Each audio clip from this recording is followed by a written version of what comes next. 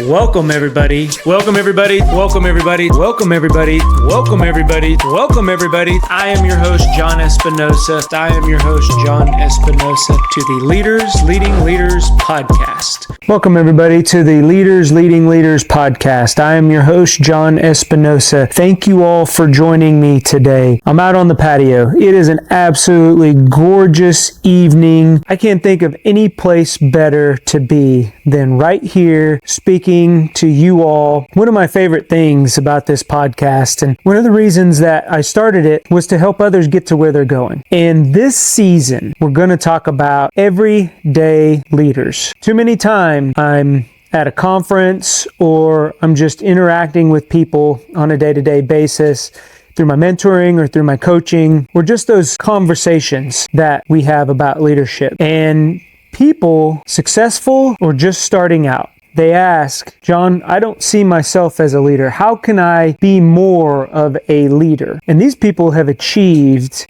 successful jobs. They've achieved maybe leaders of teams.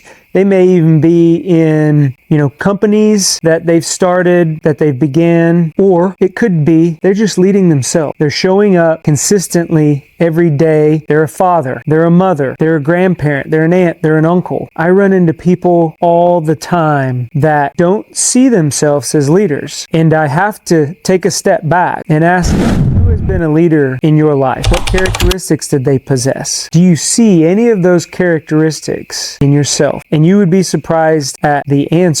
Sometimes the light bulb does go off. So for this season, I decided, let's interview the people that I feel are leaders every single day. And we're not talking about CEOs of companies. We're talking about everyday leaders. Our neighbors, our teachers, our police officers, our community leaders, everyday leaders that go above and beyond to make sure that others' needs are taken care of before their very own. And that is a key characteristic when it comes to leadership. If you are in charge of yourself, that's one thing. But when other people are depending on you to get the job done, to provide that big vision, to put food on the table, that's an everyday leader. They don't get the notoriety that they deserve, but I can promise you they're being seen. I see you, and so I want to celebrate you. I want to celebrate those leaders out there that are consistently showing up for others. So I put together a group of questions, and these questions I'm going to kick off the interviews with these leaders with. But I figured, hey, it's a beautiful night. It's hoodie weather. Any opportunity that I get to jump outside, put on a hoodie, and just sit outside on the patio. I might even start up a fire tonight. This is my happy place. This is the spot that I come to journal. This is the spot that I come to recharge. You all have heard me before. If you haven't, I'm an introvert. These are the times that I fully appreciate just being out here with nature. The animals, you'll probably see them running around, cats, got a couple dogs. So one of the things that I always start off my interview with is tell me a little bit about yourself. So we're going to get into what these individuals do on a day-to-day basis. And they're going to give you a little bit of insight into their ability as a leader and what they're doing on a day-to-day basis. Again, these aren't CEOs of companies. They may own small businesses. They may be the team when it comes to their small business, but they're doing the right things. The next question that I like to ask is, what does a leader look like? What do they sound like? And for me, a leader looks like somebody who eats last, who allows others to go first, who doesn't take the credit for the success of the team, but takes the failure all on themselves. Somebody who is dedicated to helping others get to where they're going. And they do that by their service leadership, making sure that others' success is the primary goal every single day. When others around them succeed, only then will they be able to move on and maybe do something else. That's what a leader looks like to me. What do they sound like? They use we and not I. They're inclusive when they talk about their teams, when they talk about others, when they talk about their family, when they talk about their businesses. They are the most interested person in the room, not the most interesting. That's what a leader looks like to me. The next question that I always like to dig into is, who in your life has shown those skills, those attributes, those characteristics? For me, it was my grandparents and it was my parents. During the summers when I was growing up, my grandparents would come pick us up. They lived in in Pueblo, Colorado, and we would spend summers with them. We would go camping. We'd go to church camp there. They lived in very small towns.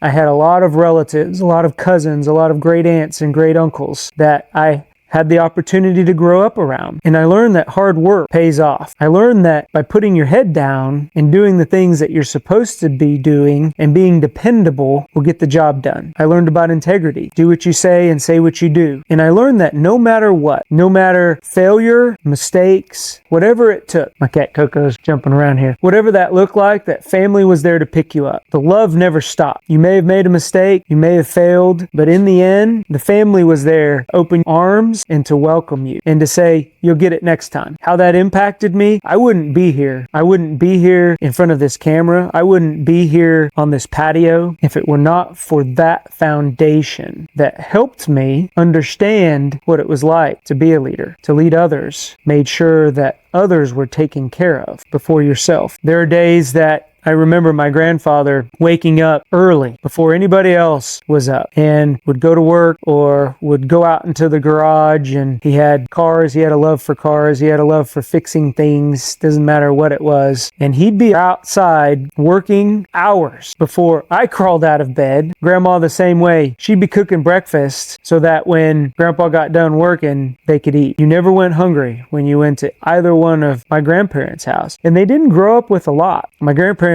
grew up in a very small home, and there was 8, 9 of them that grew up in that single room little house. My other grandparents, they built their house out of ammunition boxes and chicken wire and stucco. And you could tell when you walked in, there was a subfloor and it would creak, and they would add on to the house. So I learned to appreciate everything that I worked for. No matter how nice, I worked for it, and I appreciated it, and I took care of it, and I fixed it. That's what leadership looked like to me as I was growing up. And now that I'm an adult and I have family, I only hope that I've passed down those characteristics and attributes to my children, because putting your legacy into others, that's what leadership looks like, not into organizations. Our family is more important than anything that I've accomplished or anything that I've acquired. And that's what leaders do. They put others before themselves. Leave your legacy in others, not in organizations. And I just want to say, for those of you out there that are listening, that continue to listen, thank you, because you're on the right track. You're investing in yourself so that way you become the best version of yourself,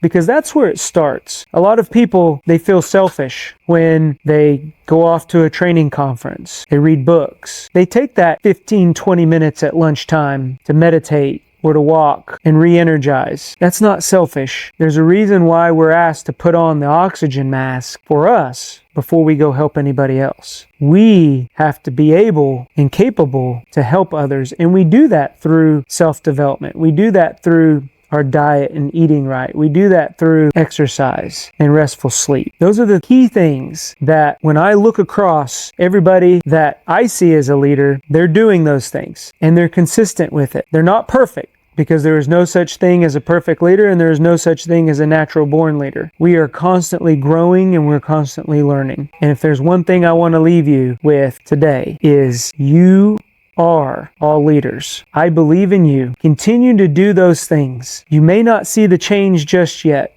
I promise you that others are watching. Others will notice when you've made that change, and you may get a couple setbacks, but just know that if you continue on that path, you will meet your goal. You will get to where you are going. I can promise you that. I hope this helps somebody today. If you have any questions, I would love to come out here and answer questions. We're going to do a couple live sessions. I know I've mentioned that. We went live already on TikTok. I'm going to start planning some times to go live on Facebook. And if that's something that you'd like to see, give me a thumbs up. I'd love to come on and answer your questions and share my experiences, share my mistakes and my failures, so that hopefully you all don't have to go through those. I enjoyed this episode. This is probably one of my favorite places in the world, and I'm glad that I got to share it with you. Go be great. We'll talk to everyone later. Bye. If you like what you're hearing, do us a favor, click on that subscribe button, give us a thumbs up, or leave a comment. That lets us know that what we are putting out benefits you. If you want additional information or resources or learn how to work with me, head on over to thejohnespinosa.com, because when we become better versions of ourselves, it helps us get others to where they're going. Go be great. Talk to everyone later.